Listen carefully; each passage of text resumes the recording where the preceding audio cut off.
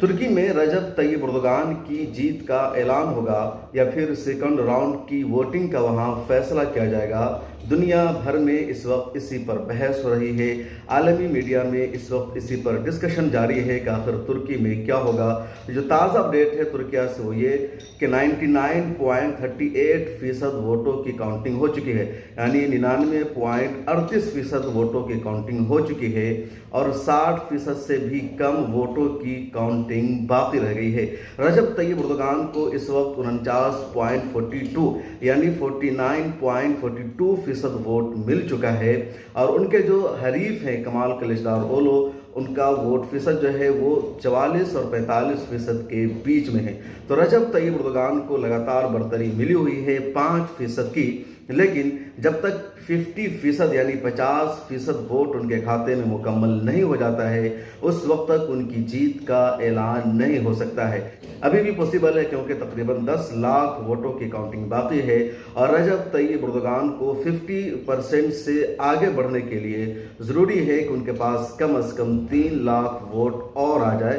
तो जो 10 लाख वोटों की काउंटिंग अभी बाकी है उसमें से अगर 3 लाख वोट भी रजब तय्यिब एर्दोगान के खाते में आ जाता है तो उनकी जीत यकीनी हो जाएगी। और इसी वजह से जो तुर्की के तज्ज़ियानिगार है, जो एक्सपर्ट है, वो कह रहे हैं कि अभी 10 लाख वोटों की काउंटिंग बाकी है और इनमें कम से कम 5 लाख से ज़्यादा वोट्स यकीनी तौर पर रजब तय्यिब एर्दोगान का भी है। और अगर ये 5 लाख वोट रजब तय्यिब एर्दोगान के खाते में आ जाता है तो 50% से ऊपर हो जाएगा और इसके बाद पहले राउंड में ही उनकी जीत का ऐलान हो जाएगा। इस वजह से अभी काफ़ी ठहर कर रुक कर वहाँ से अपडेट भी किया जा रहा है। काफ़ी हंगामा है, दुनिया भर की नज़र है।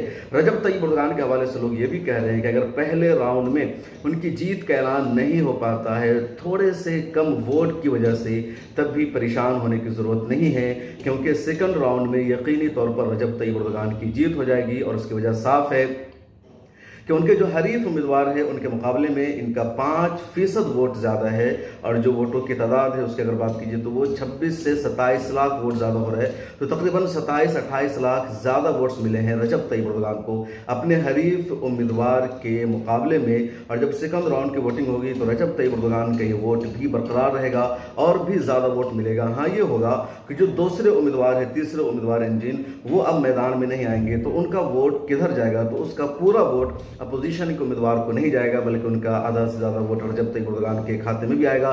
जिस तरह महरम इंजे का हुआ, जब महरम इंजे ने अपने आप को सदारती उम्मीदवार से दस्तबरदार होने का ऐलान कर दिया पिछले दिनों, तो जो मिल्लत अलायंस के या जो अपोजिशन के हामी हैं वो ये कह रहे थे कि उनका पूरा वोट कमाल कलिचदारोग्लू को आ जाएगा और रजब तय्यिब एर्दोगान की हार यकीनी बन गई है। लेकिन ऐसा नहीं हुआ है, यानी उनका वोट भी पूरा कमाल कलिचदारोग्लू को नहीं गया है और अगर उसके वोट को मिला भी लिया जाए तब भी कमाल कलिचदारोग्लू का जो गिराफ है वो 45 तक ही रुक गया है। तो मतलब साफ है कि रजब तय्यिब एर्दोगान की जीत अब हो सकती है।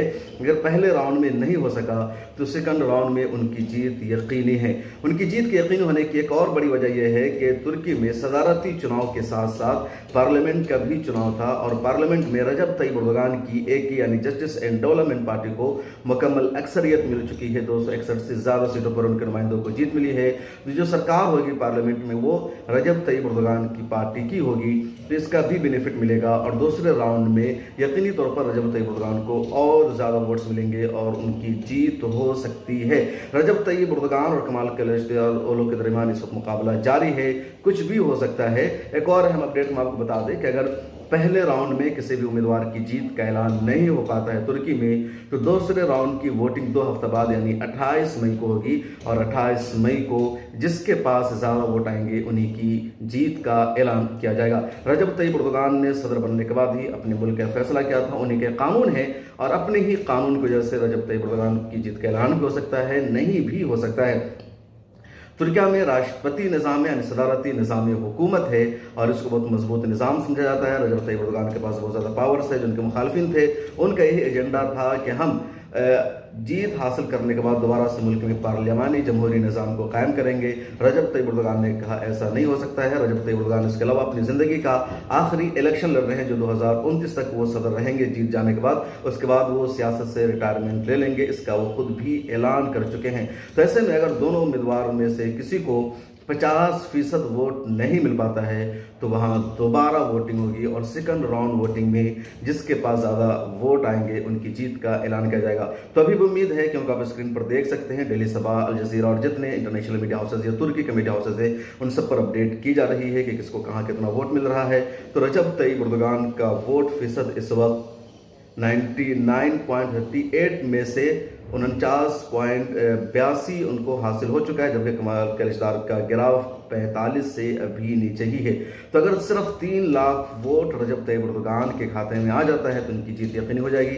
पिछले 3 घंटा से मैं ये भी देख रहा हूँ कि रजब तय्यिब एर्दोगान के वोट फीसद में थोड़ा सा इजाफा हो रहा है और दूसरी तरफ उनके हरीफ के खाते से थोड़ी सी गिरावट आ रही है, उनके खाते का वोट कम होता जा रहा है। रजब तय्यिब एर्दोगान काफ़ी देर से 49.37 पर अटके हुए थे, लेकिन अब वो 37 से बढ़ करके 42 तक आ गया है। जो तरफ कमाल कलिचदार ओलो का मुकम्मल 45 था, लेकिन वो नीचे घट करके 44.80 के आसपास है, तो उनका एक तरह से घटा है। और रजब तय्यिब एर्दोगान का कुछ फीसद बढ़ा है, नहीं 0 समथिंग फीसद।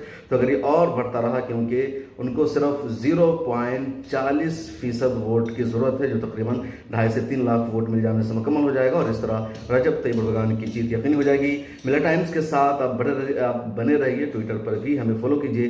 ताज़ा तरीन अपडेट लगातार हम देने की कोशिश कर रहे हैं। शुक्रिया, अपना ख्याल रखिए।